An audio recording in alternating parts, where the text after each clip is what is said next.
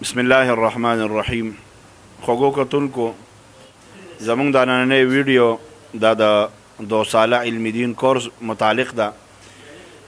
زمونږ شیخ مربی متکلم اسلام شیخ طریقت حضرت مولانا محمد الیاس گمن حفظه الله د خپل برپور کاوش د برپور مهنت نه پس الحمدلله یو کورس مرتب کو 2 ساله علم دین کورس په نوم باندې دی. دا د هغې افرادو دپاره دی چې کوم افراد سکول کالج والا وي، کاروباري حضرات وي او هغوی پوره ترتیبوار علم دین نشي حاصلولی، 8 درجې نشي ویلی. د هغوی دپاره یو ښکلی شارټ کورس دی د علم دین کورس په نوم باندې 2 ساله علم دین کورس دی. دا کورس به انشاءالله العزیز په هفته کې 4 ورځې پړاویږي، پیر، منګل، بود او جمعرات. دا 4 ورځې به پړاویږي، 3 ورځې به چوټي وي، جمعه، هفته او اتوار. او چې کوم 4 ورځې کورس پړاویږي نو دورانیه د دې کورس 2.5 ګنټې ده. د ماښام مانځه نه بعد به انشاءالله العزیز موږ اسباق شروع کوو 2.5 ګنټو پورې. په دې کې ډېر ښکلي مفید کتابونه دي. په دې کې دې کورس کې موږ سره کتاب النحو ده، دا 3 جلده ده کتاب النحو. دې نه علاوه دی کې موږ سره کتاب الصرف دی، دا هم 3 جلده دی. او دې نه علاوه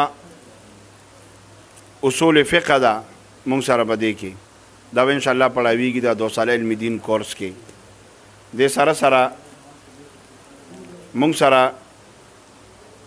کتاب الفقه ده، دا هم 3 جلده ده. 3 کتابونه دي، کتاب الفقه اول او کتاب الفقه دوم او کتاب الفقه سوم. دین علاوه اصول حدیث تی په دې کې، دا 2 جلد کتاب دی د اصول حدیثو، دا انشاءالله په دې کې پړاویږي. دین علاوه دا حدیثو کتابونه دی پکې، کتاب الحدیث اول جلد، په دې کې هغه حدیث دی چې صرف د حدیثو الفاظ را نقل کړي دي. قال رسول الله صلی الله علیه وسلم انما الاعمال بالنیات. په دومره حدیثونه په دې کتاب الحدیث کې دي.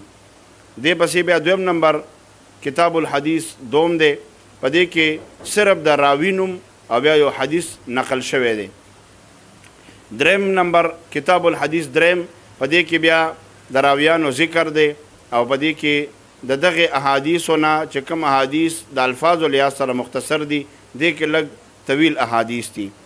او 4 نمبر کتاب الحدیث 4 جلد، په دې کې زمونږ د اهل سنت والجماعت څومره عقاید دي، په دې عقایدو چې څومره دلایل دي موږ سره، په یو دلیل چې کوم حدیث دی په دې کې انشاءالله العزیز او په دې کې پړاویږي. دا 4 جلد پکې کتاب الحدیث دی.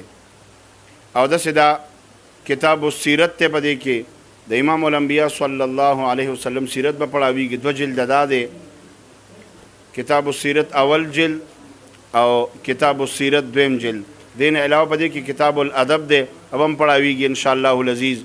نو کوشش دا وکړئ چې په دې کورس کې تاسو زر تر زر سره داخله وکړئ. زموږ داخلي شروع دي انشاءالله په 19 تاریخ باندې به زموږ سبقونه شروع کیږي. کم افراد داخله کول غواړي موږ سره واتساپ نمبر ذریعې سره رابطه وکړي، انشاءالله العزیز خپله داخله وکړي.